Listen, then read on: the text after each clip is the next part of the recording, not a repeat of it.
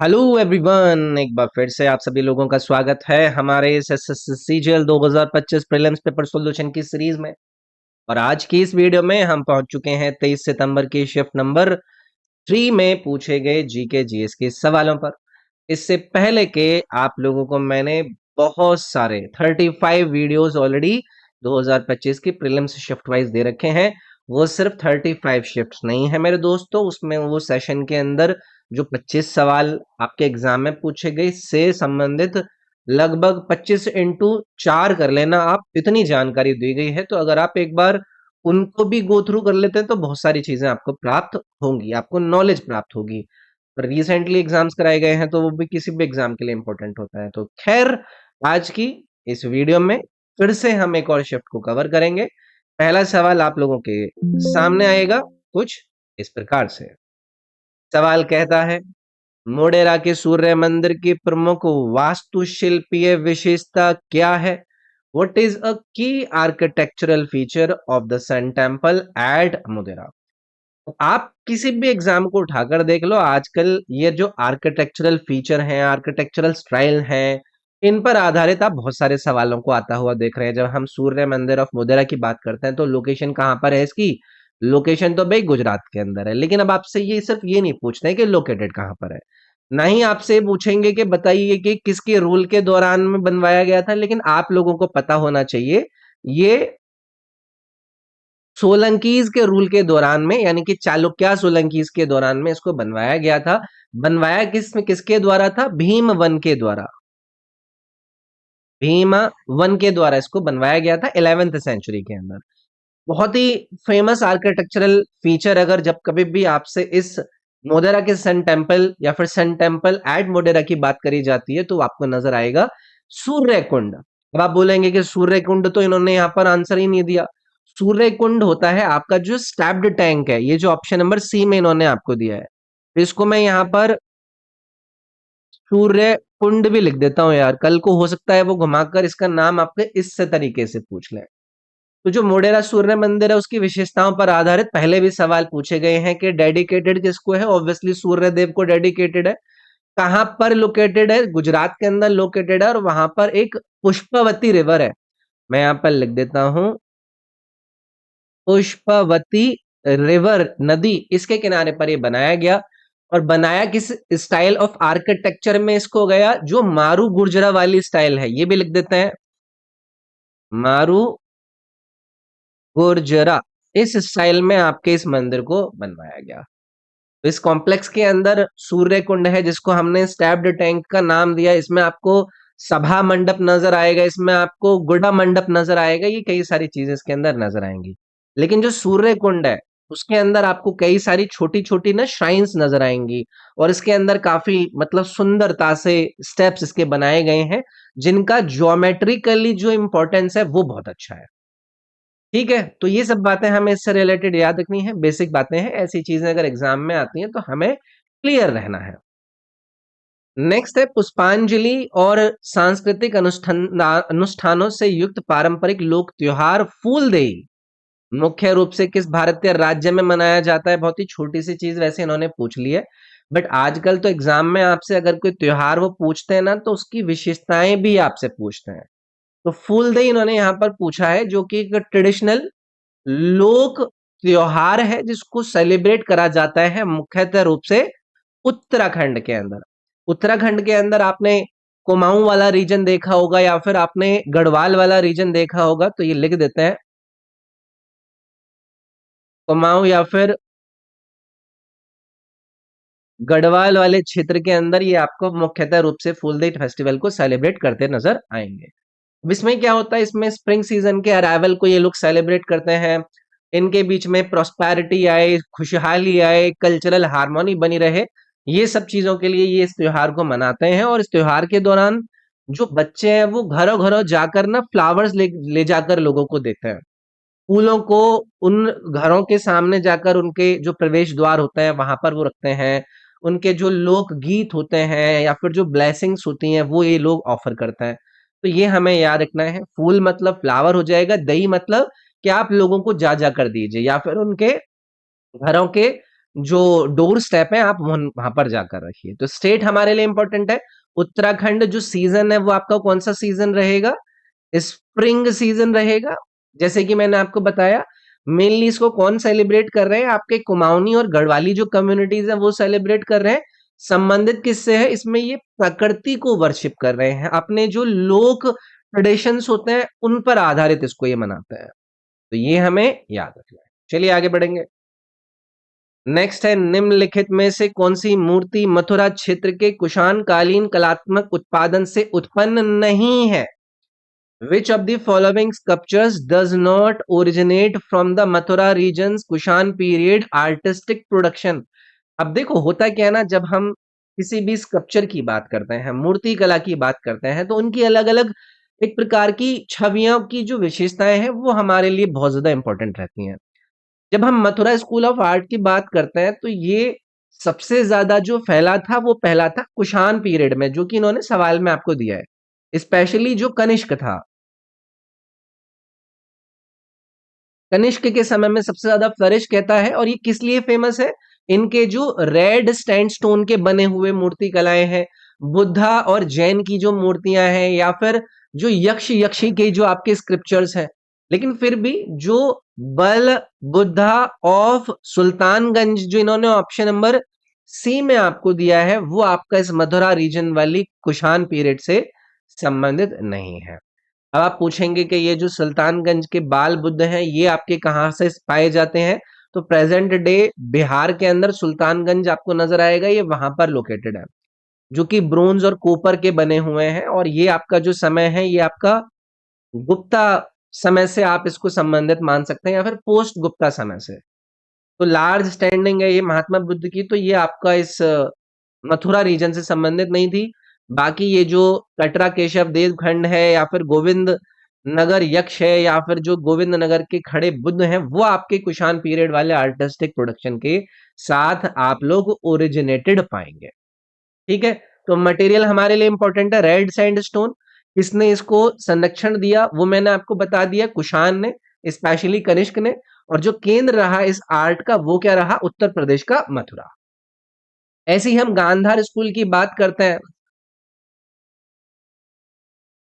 Gandhara school के समय में बनी जो आपकी इंपॉर्टेंट स्कल्पचर्स हैं वो किससे इन्फ्लुएंस है? वो ग्रीक एंड रोमन शैली से संबंधित है। वहां पर आपको ग्रे ग्रे शिट स्टोन का इस्तेमाल वहां पर ज्यादातर देखा गया है।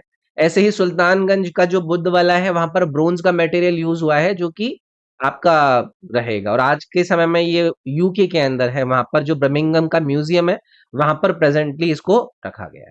तो याद रखेंगे इन बातों को। नेक्स्ट है, मध्य पाषाण काल के लोग शिकार के लिए आमतौर पर किस प्रकार के हथियारों का इस्तेमाल करते थे? Which type of weapons were commonly used by Mesolithic people for hunting? ये देखो भाई, आपका एंशिएंट इंडियन हिस्ट्री के काफी पुराने समय से संबंधित उन्होंने सवाल पूछा है। मीसोलिथिक मतलब जो मिडिल स्टोन एज वाला समय, इस समय की ये एक्चुअली मैं आपसे बात कर रहा हूँ। तो ये जो मिडिल स्टोन एज है या फिर मीसोलिथिक वाला समय है, ये एक परिवर्तन वाला एक फेज है, एक ट्रांजिशनल फेज है, जो कि पैलियोलिथिक से आपको नियोलिथिक की तरफ लेकर जा रहा है। और इस समय में क्या होता था, जो ह्यूमन थे, जो मनुष्य था, वो और स्किल्ड हंटर बन गया था। छोटे छोटे स्टोल टूल्स जो हुआ करते थे जिन्हें हम माइक्रोलिथ कहते हैं, वो उसने डेवलप करने शुरू करे। हंटिंग की जो उसकी टेक्निक थी वो सिग्निफिकेंटली काफी इंप्रूव होती है, अच्छी वो करता है। और एनिमल्स को हंट करने के लिए या फिर फिशिंग करने के लिए जो मेसोलिथिक वाले लोग हुआ करते थे वो कॉमनली अपने जो स्पीयर्स होते हैं उनको बार्ब्ड तरीके से यूज करते थे। वो हार्पून्स को यूज करा करते थे, वो बो एंड एरोज को यूज करा करते थे। तो ये जो बार्ब्ड स्पीयर्स मैंने यहाँ पर लिखा है, यानी कि कांटेदार भाले, ये वाला ऑप्शन आपका इसमें सबसे सटीक जाएगा इस सवाल को लेकर। ठीक है, क्योंकि इससे क्या करते थे ना, ये जानवरों को घेर लेते थे और फिर आप मतलब उनको हंट करने का काम करा करते थे। तो ये याद रखना है। बाकी मीसोलिथिक एज है वो आपको पता होना चाहिए, ये लगभग 10,000 बीसी से लेकर आपका 6000 बीसी तक वाला एक ट्रांजिशनल फेज है।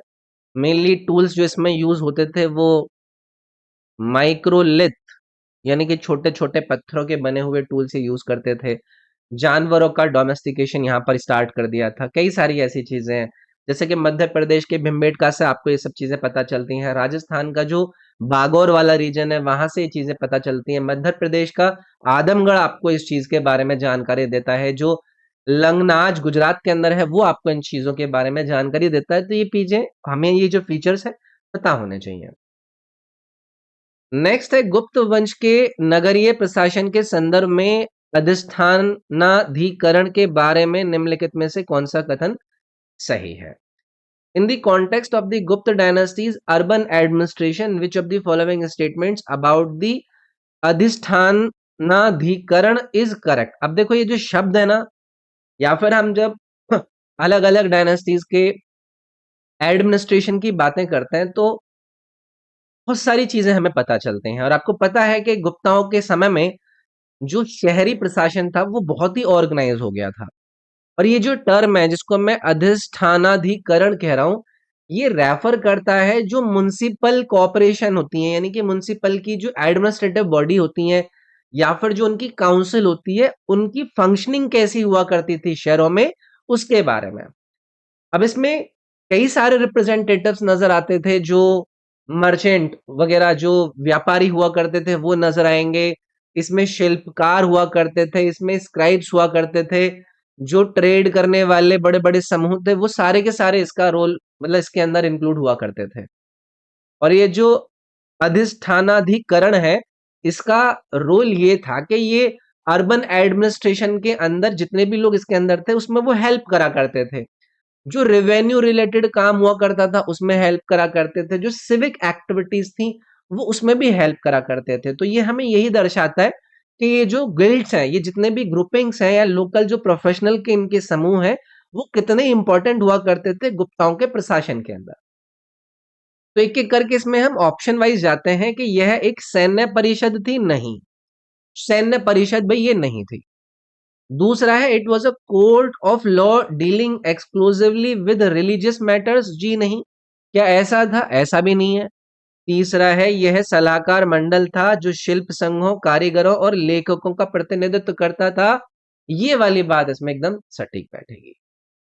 ठीक है, क्योंकि गुप्ता एडमिनिस्ट्रेशन का जिक्र करते समय गुप्ता समय के अंदर हम एंशंट इंडिया का स्वर्ण युग हम इसीलिए कहते हैं क्योंकि वहां पर जो लोकल एडमिनिस्ट्रेशन थी वो हाईली डिसेंट्रलाइज्ड थी। उनके कई सारे अर्बन ऑफिसर्स के हमसे नाम पूछे जाते हैं, जैसे कि नगर सृष्टि करके के नाम लिया जाता है जिसको चीफ मर्चेंट, मुख्य जो व्यापारी है उसके रूप में देखते हैं। आप सतवाहा का नाम सुनते हैं जो कि चीफ आर्टिसन हुआ करते थे। आप प्रथम कायस्थ का जिक्र सुनते हैं जो कि चीफ स्क्राइब हुआ करते थे। तो ये आम सवाल है जो कि हमसे पूछे जाते हैं। स्टेटमेंट अबाउट इंडियन एथलेटिक्स, भारतीय एथलेटिक्स के बारे में कथन दिए गए हैं और पूछ रहे हैं कि भाई इनमें से कौन कौन से कथन करेक्ट है। तो ये 3 कथन आपको जो दिए गए हैं इनको एक एक करके हम देखना शुरू करते हैं। पहला है मिल्खा सिंह राष्ट्रीय मंडल खेलों में व्यक्तिगत स्वर्ण पदक जीतने वाले क्या पहले भारतीय एथलीट थे? ये बहुत ही कॉमन सा सवाल है। स्टैटिक जीके के फॉर्म में हमें ये चीजें रटवाई जाती हैं। और आपको पता है कि 400 मीटर की रेस में गोल्ड मेडल इन्होंने 1958 के कॉमनवेल्थ गेम्स जो कि कार्डिफ में हुए थे, इसमें इन्होंने हासिल किया था। तो ये वाला ऑप्शन में भाई यहाँ पर करेक्ट मार्क कर दूंगा। तो पहला ऐसा इंडियन मेल एथलीट, पहला इंडियन जिसने एक इंडिविजुअल कॉमनवेल्थ गोल्ड मेडल जीता, तो इसलिए मैं ये पहला वाला स्टेटमेंट करेक्ट कर दूंगा। दूसरा, मॉस्को 1980 ओलंपिक में पीटी उषा 20 वर्ष की आयु में 400 मीटर बाधा दौड़ में 1 सेकंड के 100वें हिस्से से कांस्य पदक से चूक गई। ये मैंने गलत क्यों कर दिया? क्योंकि जब कभी भी पीटी उषा जी का हम जिक्र करते हैं तो इन्होंने ब्रोंज मेडल से ये चूक गई थी। 1/100वें हिस्से 1 सेकंड के। ये 1984 यहाँ पर 1980 लिखा हुआ है ना, 1984 के। अच्छा, यहाँ पर ब्रोंज ही था ना, हाँ, तो ब्रोंज से मिस हो गई थी।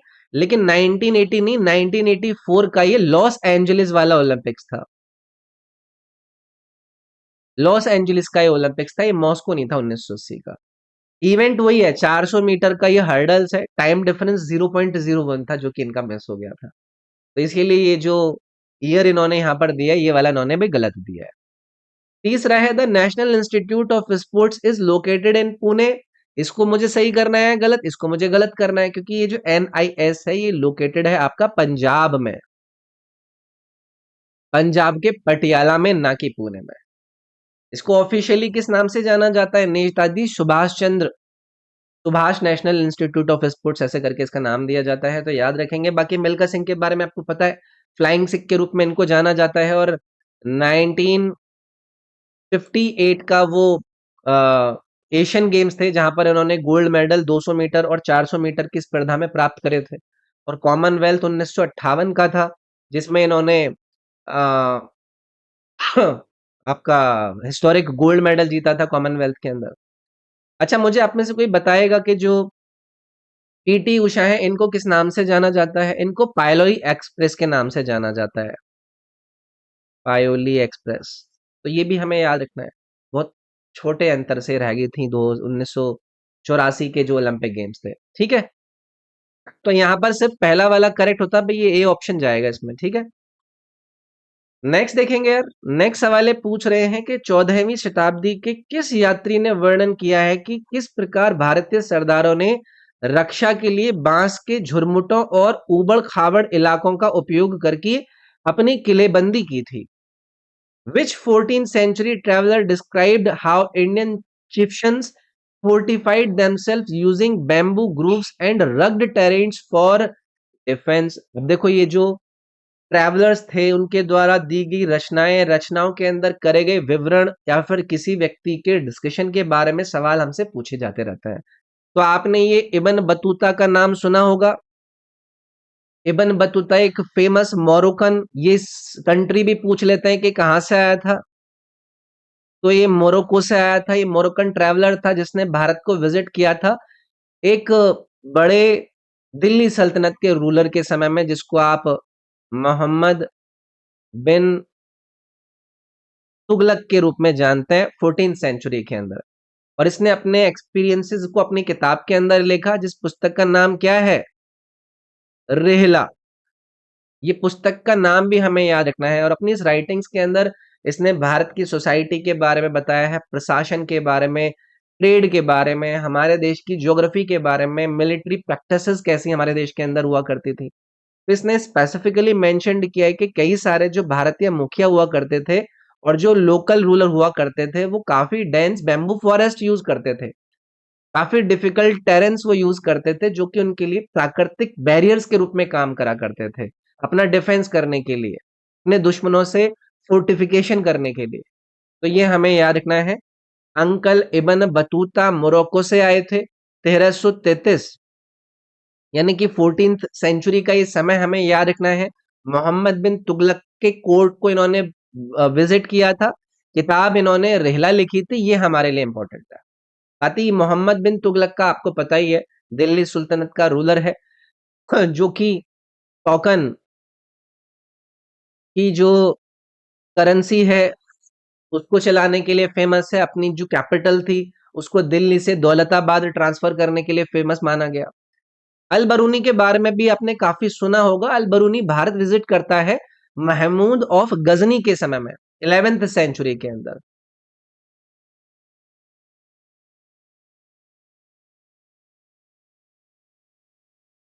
महमूद ऑफ गजनी के समय में अल बरूनी आता है। बाकी मार्को पोलो के बारे में पता है, ये ट्रैवल करता है मेनली चाइना से साउथ इंडिया, बट इसका कोई स्पेसिफिक डिस्क्रिप्शन एसोसिएट नहीं है बाकी चीजों से। बाकी मैगस्थनीज पर हमने ऑलरेडी कई बार चर्चा करी। नेक्स्ट है पिट्स इंडिया एक्ट 1784 के तहत कंपनी की राजनीति की निगरानी के लिए 6 सदस्यों वाली एक संस्था बनाई गई, जिसे बताइए कि दिए गए 4 विकल्पों से क्या कहा गया? Pitt's India Act 1784 created a 6 member body called what to supervise company politics. जो ये पिट्स इंडिया एक्ट है, इसको इंट्रोड्यूस करा गया था उस समय के जो ब्रिटिश प्राइम मिनिस्टर थे विलियम पिट द यंगर के द्वारा। और मेन ऑब्जेक्टिव इसका यही था कि भी जो ब्रिटिश गवर्नमेंट का कंट्रोल है उसको बढ़ाया जाए ईस्ट इंडिया कंपनी के ऊपर। अब इस एक्ट के अंदर कई सारे काम हुए, जैसे कि बोर्ड ऑफ कंट्रोल को क्रिएट करा गया, और ये वो बॉडी थी जिसके अंदर 6 मेंबर थे। तो ये जो ए वाला ऑप्शन है ना, ये वो बॉडी थी जिसके अंदर ये 6 मेंबर बॉडी को क्रिएट करा गया है।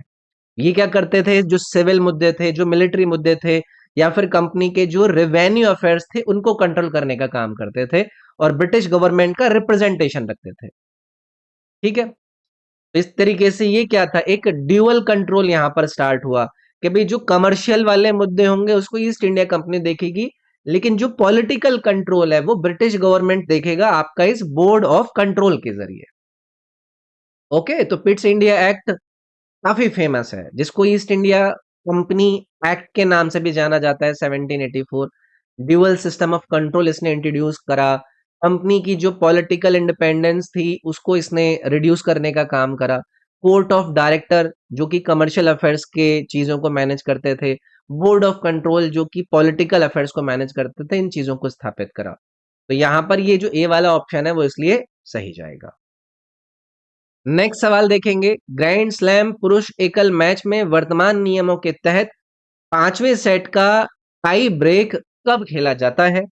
In a grand slam men singles match when is a fifth set tie break played under current rules? जैसे कि मैंने पहले बताया आपको, अब किसी भी खेल के अंदर ना आप लोगों से ये नहीं पूछ लेते हैं कि टर्म बता दीजिए, शब्द बता दीजिए कौन से खेल से है, लेकिन अब ये ना हर गेम की डिटेलिंग आप लोगों से पूछते हैं। जैसे कि ग्रैंड स्लैम्स आधे लोगों को मे भी हो सकता है ग्रैंड स्लैम्स के बारे में पता ही ना हो, है ना? टेनिस से संबंधित ये बड़े इवेंट्स होते हैं, 4 आपके इवेंट होते हैं पूरे साल के अंदर, और इन ग्रैंड स्लैम्स के अंदर में क्या होता है, मतलब जो अभी इनके करंट रूल्स हैं कि भाई अगर कोई फाइनल सेट है या फिर फाइनल सेट का टाई ब्रेक है, वो खेला जाएगा जब जो आपका स्कोर है वो हो जाएगा 6-6 पांचवें सेट के अंदर, जो इन्होंने ऑप्शन नंबर बी में दे रखा है। हाँ, आपने देखा होगा। तो ये जो रूल्स हैं इनको स्टैंडर्डाइज करने के लिए अपने और ग्रैंड स्लैम के अंदर एक आपका 10 पॉइंट का एक टाई ब्रेक होता है, जो अब आपका 6-6 के डिसाइडिंग सेट के अंदर खेला जाता है।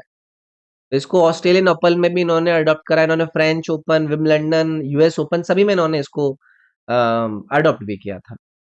लेकिन आप में से कई सारे लोग बोल रहे होंगे कि जी ये टाई ब्रेक क्या होता है? देखो, टाई ब्रेक खेला जाता है जब जो प्लेयर्स होते हैं उनके बीच में जो खेल है वो टाई हो गया है, और उनको फिर डिसाइड करना है अपना अगला सेट एकदम क्विकली। तो ग्रैंड स्लैम के अंदर जो डिसाइडिंग सेट्स होते हैं वो फर्स्ट प्लेयर जब जो 10 पॉइंट पे पहुंच जाता है, एंड देन उसको 2 पॉइंट जीतने जरूरी है। ठीक है, तो यहाँ पर जो आंसर रहेगा वो कौन सा सही चला जाएगा? Only after 12 games in the first set, जी नहीं, at 6-6 in the fifth set, उसके बाद होता है वो फाइनल वाला। ठीक है, नेक्स्ट है match the water polo terms with correct definitions. Water polo शब्दों का उनकी सही परिभाषाओं के साथ मिलान करें। इधर टर्म्स दिए गए हैं, इधर आपको डेफिनेशंस दी गई हैं।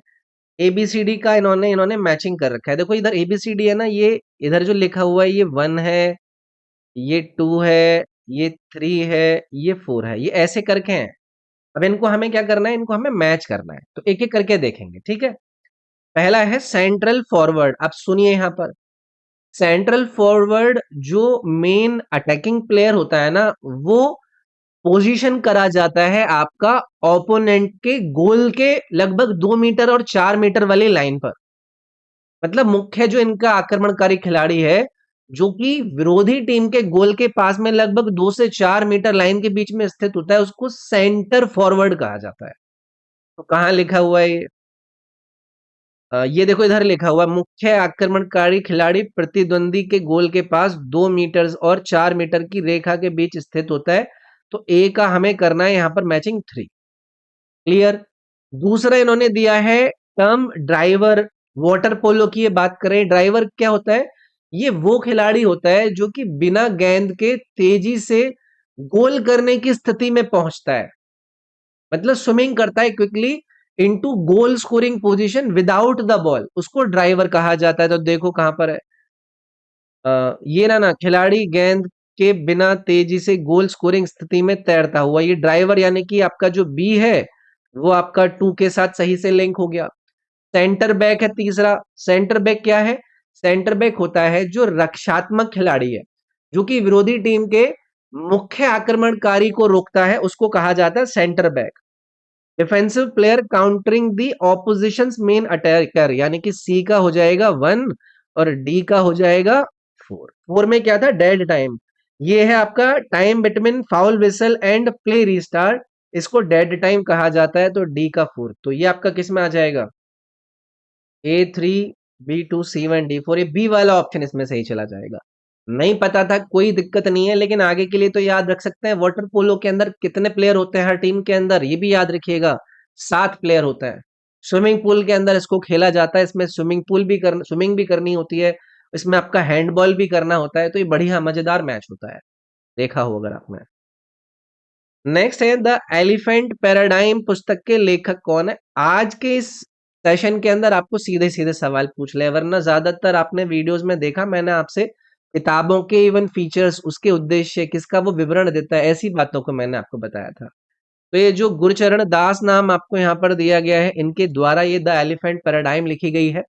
एक फेमस भारतीय ऑथर है, अच्छे थिंकर है, और पहले एक कोऑपरेटिव एग्जीक्यूटिव भी थे। और इस पुस्तक के अंदर इन्होंने भारत की जो आर्थिक ट्रांसफॉर्मेशन है उस पर बात करी है, जो हमारे देश के अंदर बिजनेस का एक पूरा का पूरा एनवायरनमेंट है उसके बारे में चर्चा करी है, भारत के अंदर ग्रोथ का कितना पोटेंशियल है, लिबरलाइजेशन पर बात करी है, हमारे देश में जो रिफॉर्म्स आए उस पर इन्होंने बात करी है। तो ये अच्छी एक मतलब पुस्तक है, जिससे हम एक इकोनॉमिकली देश के कई सारे रेफरेंसेस देख सकते हैं। और इसमें ये जो एलिफेंट है ये सिंबॉलिकली इंडिया के बारे में इसमें बता रहा है कि हमारा लार्ज देश स्लो मूविंग था जो शुरुआत में, बट पावरफुल है जब उसको एक बार मोमेंटम मिल जाता है।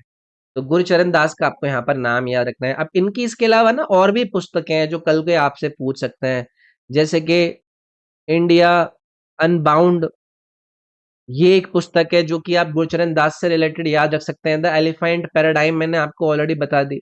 तो एक तरीके से अगर मान लो कल से कल कोई आपका थीम पूछ ले इसका, तो इंडियन इकोनॉमी पर आधारित है, एथिक्स के बारे में बात होती रही हो रही है, सोसाइटी की बात हो रही है, गवर्नेंस की बात हो रही है, ये सब चीजें भी आपसे पूछते हैं। ठीक है, तो सी ऑप्शन इसमें सही है। पहले ऑप्शन में इन्होंने नंदन लालकेणी नीलकर्णी को यहाँ पर यूज किया है। देखो ये जो नाम है ना, ये काफी इंपॉर्टेंट है, ये आधार प्रोजेक्ट से संबंधित पर्सनालिटी है। इनकी एक पुस्तक आई थी, इमेजिनिंग इंडिया, तो ये भी आप याद रख सकते हैं आपके नंदन नीलकेणी से रिलेटेड। रघुराम राजन को आपको पता है, एक बड़े अर्थशास्त्री और फॉर्मर आरबीआई के गवर्नर है, ये आपका अलग आदमी है। शशि थरूर के बारे में तो देखो आप लोग जानते ही हैं, कई सारी पुस्तकें इन्होंने लिखी हैं। इन्होंने why I am a Hindu, ये एक इनकी काफी फेमस पुस्तक है। इन्होंने एक और पुस्तक लिखी है, एन एरा ऑफ डार्कनेस। तो ये सारी की सारी इंपॉर्टेंट किताबें हैं जो शशि थरूर से, और ये लिखते रहते हैं, काफी बड़ा नाम है हमारे देश के अंदर। नेक्स्ट है पुस्तक द टाटाज, गिरीश कुबेर और विक्रांत पांडे द्वारा लिखित का मुख्य विषय क्या है? What is the central theme of the book the Tatas by Girish Kuber and Vikrant Pandey?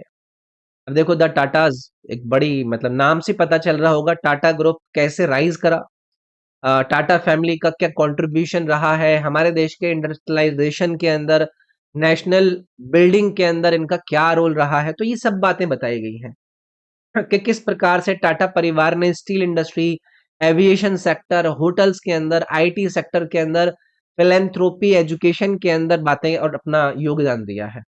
इस पुस्तक के अंदर मेनली टाटा फैमिली के इस इम्पैक्ट के बारे में ही बात करी गई है, मतलब Indian industry plus Indian society के ऊपर जो इनका योगदान रहा है। ठीक है, तो यहाँ पर एक एक करके जो ऑप्शन है वो आप सारे एक एक करके अगर एलिमिनेट भी करते हैं तो वो भी आपको आइडिया लग जाएगा। आधुनिक भारत के प्रारंभिक काल में टाटा परिवार की वृद्धि, ये बहुत ही नैरो बात है इसके अंदर, जबकि इन्होंने ब्रॉडर इंडस्ट्रियल और सोशल कंट्रीब्यूशन की बात करी है, तो मैं इसको यहाँ पर एलिमिनेट कर सकता हूँ।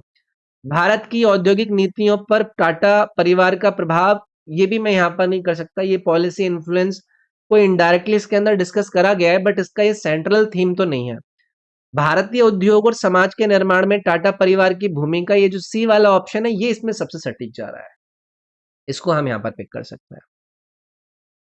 नेक्स्ट है कटक्कर ट्रॉफी की अखिल भारतीय अंतर क्लब शीतकालीन वाटर पोलो लीग 2024-25 कहां पर आयोजित हुई थी? भाई देखो, करंट अफेयर में जो आपके स्पोर्ट्स इवेंट होते हैं वो कहां कहां पर चल रहे हैं, क्या क्या काम हो रहा है, उन पर आधारित आपको चीजें देखनी है। अब ये वैसे तो देखो आपका तिलक टैंक दक्कन जिमखाना पुणे के अंदर आयोजित करा गया था, बट सवाल एक उस प्रकार का है कि करंट अफेयर में कोई इवेंट आता है स्पोर्ट्स रिलेटेड, तो वो कहां पर आयोजित है, क्या उसका सेंट्रल थीम है, मतलब उसके बारे में हमें जानकारी लेनी है। तो ये चीज बस आप याद रखिएगा, ठीक है।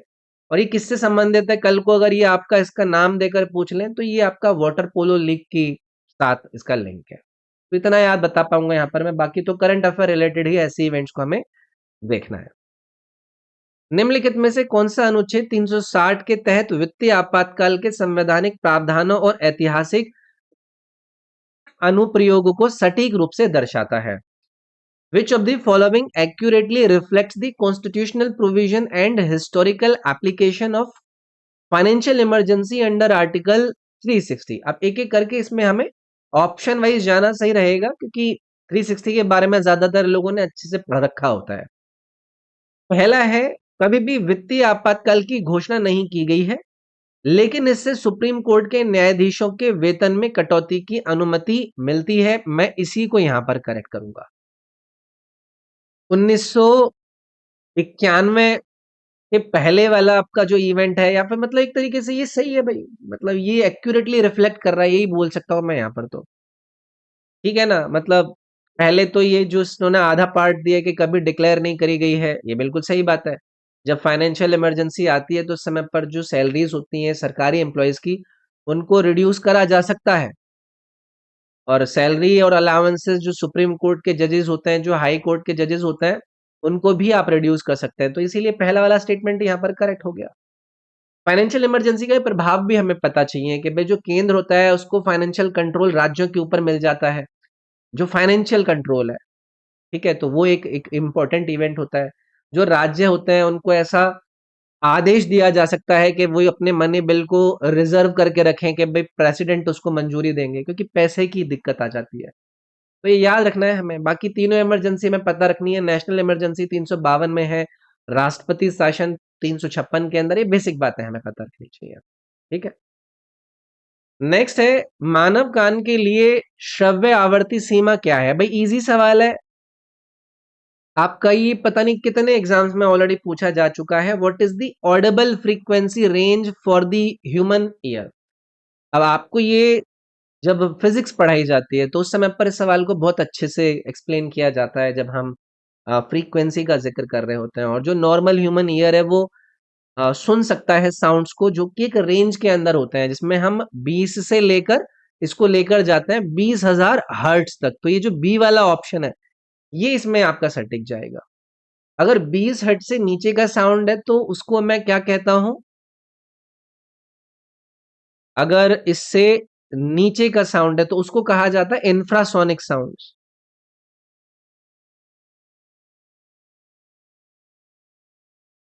ये मतलब हो सकता है कल को अगर आपसे पूछ ले। और अगर मैं ये जो 20,000 है इससे ऊपर का साउंड पूछ रहा हूं, उससे ऊपर के साउंड को हम कहते हैं अल्ट्रासोनिक साउंड्स।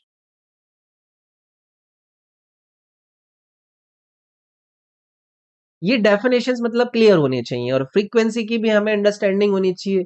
फ्रीक्वेंसी का मतलब क्या है कि भाई पर सेकंड कितने वाइब्रेशंस हो रहे हैं, और यूनिट आपको पता है कि फ्रीक्वेंसी की हर्ट्स होती है। जितनी ज्यादा हायर फ्रीक्वेंसी होगी उतना ज्यादा साउंड आपका शार्पर होगा, जितनी ज्यादा कम फ्रीक्वेंसी होगी उतना ज्यादा साउंड डीपर होगा। तो ये चीज हमें मतलब पता होनी चाहिए, ठीक है। याद रखेंगे, बेसिक बात है। नेक्स्ट देखेंगे भाई, अभिकथन यानी कि दावा करा जा रहा है भारतीय साक्ष्य अधिनियम इलेक्ट्रॉनिक अभिलेखों को प्राथमिक साक्ष्य मानता है। भारतीय साक्ष्य अधिनियम recognises electronic records as primary evidence. क्या ये बात सही है भाई? जब भारतीय साक्ष्य अधिनियम 2023 की हम बात करते हैं तो आपको मैंने बताया था कि इंडियन एविडेंस एक्ट ऑफ 1872 को रिप्लेस करके ये सामने आता है। और इसके अंदर इलेक्ट्रॉनिक और जो डिजिटल रिकॉर्ड्स हैं उनको हम रिकॉग्नाइज कराते हैं एज द प्राइमरी एविडेंस। इसमें email, CCTV footages, digital documents, electronic records, उनको अब आप डायरेक्टली एक सबूत के रूप में मान सकते हैं। तो इसीलिए मैं कह दूंगा कि जो असर्शन इन्होंने दिया वो एकदम सही है।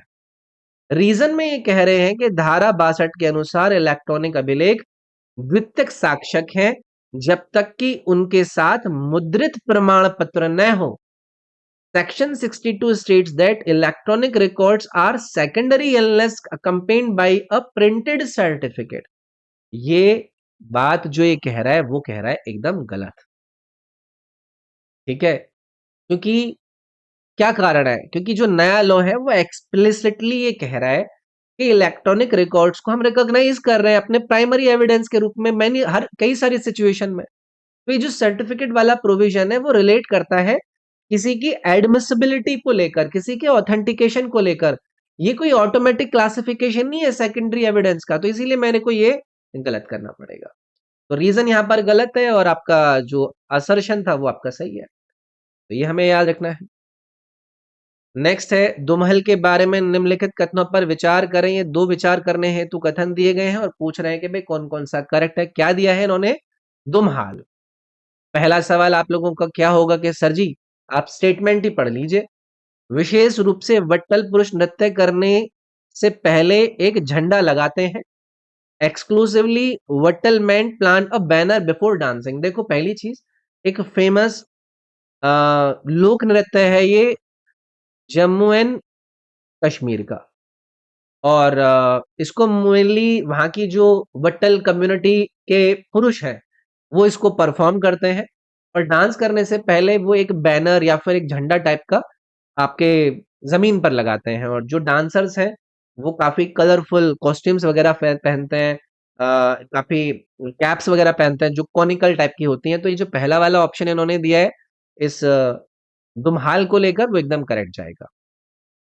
दूसरा है साउदर्न कश्मीर के अंदर सेलिब्रेट करते हैं एप्पल हार्वेस्ट को, यानी कि सेब की फसल का जश्न मनाने वाली बात है। देखो ये सेरिमोनियल डांस है, उनका लोक नृत्य है जो कि कल्चर के ट्रेडिशंस पर आधारित है। और अगर हम ये कह रहे हैं कि स्पेसिफिकली ये एप्पल हार्वेस्टिंग से संबंधित है साउदर्न कश्मीर के अंदर, तो ये वाली बात पे देखो यहाँ पर गलत हो जाएगी।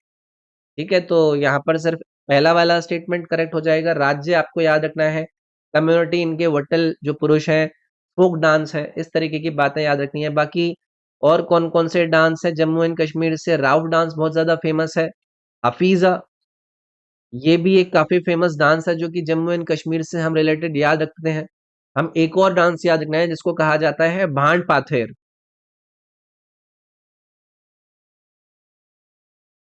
अब देखो इसका हो सकता है प्रोनाउंसिएशन कोई दूसरा हो तो नाराज मत होना, बट मैं आपको बताना चाह रहा हूं और मैं आपको लिख भी रहा हूं सामने। परिसंपत्ति निर्माण के लिए अनुदान को अभी भी राजस्व व्यय क्यों माना जाता है? Why are grants for asset creation still considered revenue expenditure? बहुत अच्छा सवाल है। देखो जब सरकार की बजटिंग की तरफ हम देखते हैं ना तो वहां पर आपको रेवेन्यू एक्सपेंडिचर नजर आएगा। रेवेन्यू एक्सपेंडिचर जो कि डायरेक्टली क्रिएट नहीं करेगा सरकार के एसेट्स को। और फिर होता है आपका एक capital expenditure. Capital expenditure create करता है एसेट्स को और लायबिलिटीज को करता है कम। तो ये रेवेन्यू एक्सपेंडिचर और कैपिटल एक्सपेंडिचर वाली बात आपको क्लियर होनी चाहिए। तो जब जो केंद्र सरकार है वो ग्रांट देती है राज्यों को, लोकल बॉडीज को या फिर संस्थानों को एसेट क्रिएशन के लिए, तो जो एसेट्स है वो आपके डायरेक्टली ओन्ड नहीं करती है केंद्र सरकार, है ना। तो इसीलिए क्या होता है, इवन दो एसेट्स कहीं पर क्रिएट हो रहे हैं या नहीं हो रहे हैं, उनको एक तरीके से रिवेन्यू एक्सपेंडिचर के रूप में ही वो कंसिडर करता है। तो देखते हैं एक करके ऑप्शन इन्होंने यहां पर क्या क्या डिस्कस करे हैं। They are spend through government loans. जी नहीं, लोन्स आपके अनरिलेटेबल है ना, जो क्लासिफिकेशन की यहां पर बात कर रहे हैं, इनका उपयोग केवल निजी क्षेत्र की इकाइयों द्वारा किया जाता है। जी नहीं, they do not create direct central assets. ये जो सी वाला ऑप्शन है ये आपका यहां पर सही जाएगा। ठीक है, रेवेन्यू जो एक्सपेंडिचर होता है उसके एग्जांपल्स में क्या आता है? इसमें आपका सैलरी आती है, कोई एसेट क्रिएट कर रही है? नहीं। जो सब्सिडी दी जाती है, कोई एसेट क्रिएट कर रही है? नहीं। जो इंटरेस्ट पेमेंट्स होते हैं, जो ग्रांट दी जाती है, ये कोई आपका एसेट थोड़ी ना क्रिएट कर रहे हैं। और जैसे ये कैपिटल एक्सपेंडिचर है, इसमें हम क्या कर रहे हैं? इसमें हम रोडों को बना रहे हैं, हम मशीनरी को परचेज कर रहे हैं, तो ये एसेट क्रिएट हो रहा है, हम इंफ्रास्ट्रक्चर क्रिएशन कर रहे हैं, कैपिटल एक्सपेंडिचर है, तो वो क्या है? वो एसेट क्रिएट हो रहा है। तो असली जो अंतर है वो यही है कि कैपिटल एक्सपेंडिचर जो होता है वो आपका एसेट क्रिएट करता है सरकार के लिए, लेकिन रेवेन्यू एक्सपेंडिचर में ऐसा नहीं हो रहा है। ठीक है ना? इसीलिए सी ऑप्शन करेक्ट हो गया। असर्शन है सीआरआर यानी कि कैश रिजर्व रेशो, नगद आरक्षित अनुपात और एसएलआर आवश्यकताएं बैंक को ऋण देने की क्षमता को बढ़ाती हैं, यानी कि SLR requirements and cash reserve ratio increase the lending capacity of banks. अब यहां पर रुकिए, अगर आपने इन चीजों को समझा है, पढ़ा है, तो आप लोग इसको सही करेंगे। सीआरआर हो, एसएलआर हो, वो लेंडिंग कैपेसिटी बैंक की इंक्रीज नहीं करते हैं, बल्कि बैंकों को ये कहा जाता है कि आपको एक सर्टेन पोर्शन अपने पास रिजर्व रखना है। उसकी वजह से क्या होगा? उनके पास तो कम पैसा रहेगा ना जो कि वो लोन के लिए दे पाएंगे, अगर वो अपने पास उनको रखना जरूरी है। तो एक तरीके से इनके जरिए जो उनकी लैंडिंग कैपेसिटी है वो डिक्रीज होती है, ना कि इंक्रीज। तो ये जो असर्शन है ये तो गलत हो गया। अब सीआरआर के बारे में आप लोग सोच रहे होंगे कि ये कैश रिजर्व रिजर्व रेशो क्या होता है? ये परसेंटेज होता है जो टोटल डिपॉजिट्स है उसका, जो कि बैंकों को अपने पास रखना पड़ता है। ठीक है? और इस पैसे को जो बैंक है वो लैंडिंग के पैसे के रूप में यूज नहीं कर सकते। एसएलआर क्या है? ये है स्टैच्यूटरी लिक्विडिटी रेशो। मतलब ये क्या है? जो डिपॉजिट्स है बैंक की, उनका ये वो प्रतिशत है जो कि उनको मेंटेन रखना है अपने पास, गोल्ड के रूप में, कैश के रूप में, या फिर अप्रूव्ड सरकारी सिक्योरिटीज के रूप में। और अगेन ये क्या करता है? ये उस बैंक की जो अमाउंट की अवेलेबल होनी चाहिए लैंडिंग के लिए, उसको रिड्यूस ही तो कर रहा है, क्योंकि वो उनको रखना है अपने पास। तो इसीलिए हमारा ये जो असर्शन था वो यहां पर गलत हो गया। The requirements reduce the amount of money bank can lend to the public. बिल्कुल, ये वाली बात सही है। ये अमाउंट ऑफ मनी बैंक का रिड्यूस कर रहा है जो कि वो पब्लिक को लैंड के लिए दे सकता है, वही मैंने आपको एक्सप्लेन किया अभी। ठीक है? तो यहां पर रीजन सही है और असर्शन फॉल्स है, ये डी वाला ऑप्शन जाएगा आपका। ठीक, आगे बढ़ते हैं। संयुक्त राष्ट्र सतत विकास रिपोर्ट 2024 मुख्य रूप से किन वैश्विक लक्ष्यों की दिशा में प्रगति को ट्रैक करती है? The UN sustainable development report 2024 primarily tracks progress towards which global goals. अब यहां पर रुकिए, जो ये यूएन का सस्टेनेबल डेवलपमेंट रिपोर्ट है वो मॉनिटर करता है ग्लोबल प्रोग्रेस को टुवर्ड्स सस्टेनेबल डेवलपमेंट गोल। और ये जो गोल्स हैं इनको अडॉप्ट करा गया था यूनाइटेड नेशंस के द्वारा 2015 में। तो ये सस्टेनेबल डेवलपमेंट गोल वाला जो ऑप्शन है ये जाएगा इसके अंदर। टारगेट ईयर इनका क्या था ये भी आपको पता होना चाहिए। टारगेट ईयर है 2030। कि भाई ये जो सस्टेनेबल डेवलपमेंट गोल्स हैं इनका उद्देश्य ये है कि हम पॉवर्टी को कम करेंगे, हम क्वालिटी एजुकेशन को बढ़ाएंगे, हम जेंडर इक्वालिटी को बढ़ाएंगे, हम क्लाइमेट एक्शन को लेकर काम करेंगे, हम सस्टेनेबल इकोनॉमिक ग्रोथ करेंगे, पीस और जस्टिस लेकर आएंगे। ठीक है? तो टोटल जो सस्टेनेबल डेवलपमेंट गोल है वो कितने हैं? वो 17 है, जिसमें आपका कोई पॉवर्टी नहीं, जीरो हंगर, ऐसे बहुत सारे हैं। ठीक है? तो वो हमें याद रखना है। ओके, नेक्स्ट है चापेकर बंधुओं, जिसमें दामोदर, बालकृष्ण और वासुदेव को किस भारतीय शहर में प्लेग महामारी के दौरान अन्याय के जवाब में एक ब्रिटिश अधिकारी की हत्या के लिए याद किया जाता है? The Chapekar brothers Damodar, Balkrishna and Vasudev are remembered for assassinating a British official in response to injustices during the plague epidemic in which Indian city? ऐसे तो देखो बड़े बड़े नाम होते हैं हमारे देश के लिए जिन्होंने अपनी जान गंवाई है या फिर ऐसे स्टेप लिए जो कि बहुत ही ज्यादा बोल्ड थे। तो उसमें आप चापेकर ब्रदर्स का नाम लेते हैं, जिसमें दामोदर, बालकृष्ण और वासुदेव का नाम आता है। ये शुरुआत के जो क्रांतिकारी फ्रीडम फाइटर्स थे हमारे देश के, उसके लिए थे। और ये 1896 और 97 में जो प्लेग आया था पुणे के अंदर, ब्रिटिश गवर्नमेंट ने वहां पर एक व्यक्ति को अपॉइंट किया था जिसका नाम था डब्ल्यूसी रैंड। इसको अपॉइंट करा जाता है प्लेग कमिश्नर के रूप में। और ये जो रैंड है और बाकी के जो ब्रिटिश सोल्जर्स थे उन्होंने बहुत ही ज्यादा हार्श मेजर इसमें अपनाए थे कि बहुत ही ज्यादा फोर्सफुली घरों को सर्च करा गया, महिलाओं की बेइज्जती करी, हमारे देश के जो रिलीजियस कस्टम्स है उनका वायलेशन करा। तो ये इसीलिए फिर इनको निपटा दिया गया था। मतलब बाद में चाप्टर्स ब्रदर्स ने इनको असैसिनेट कर दिया था 1897 में पुणे के अंदर। तो ये जो रैंड अंकल हैं इनको निपटा दिया गया था। तो ये एक बड़ा इवेंट है, याद रखना है ये हमें। कथन है रानी गाइडिनल्यू ने जादोनांग की मृत्यु के बाद हेरा का आंदोलन जारी रखा। अब आप में से आधे लोगों को नहीं पता होगा इस आंदोलन के बारे में। ये जो रानी गैदिनलू की यहाँ पर बात करी जा रही है ना, ये famous Naga Naga freedom fighter के रूप में और एक स्पिरिचुअल लीडर के रूप में इनको जाना जाता है। और ये शिष्य थी इसकी, जो इन्होंने नाम दिया है ना ये जादोनांग, ये इनका पूरा नाम था हाइपू हाइपू जैदोनंग। ये इनकी शिष्य थी। और ये जो आपको जैदोनंग है, इन्होंने एक मूवमेंट स्टार्ट किया था जिसका नाम था हेराका मूवमेंट, जिसके बारे में यहाँ पर दिया गया है।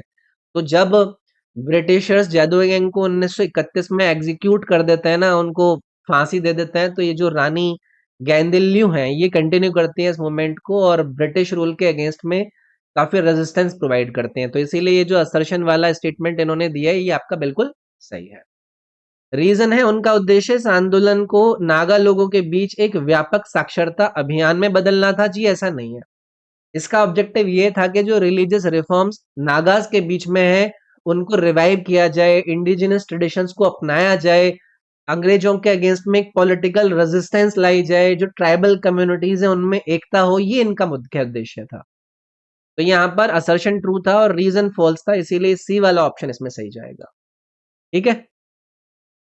नेक्स्ट है रोलिंग प्लान अवधारणा किस प्रधानमंत्री के कार्यकाल के दौरान शुरू की गई थी? The rolling plan concept was introduced during which prime minister tenure? भाई ये तो पंचवर्षीय योजना है, टाइप का पूरा एक इवेंट है ना, उस पर आधारित हमसे सवाल पूछ ले जाते रहते हैं। जब ये रोलिंग प्लान का जिक्र होता है तो 1978 में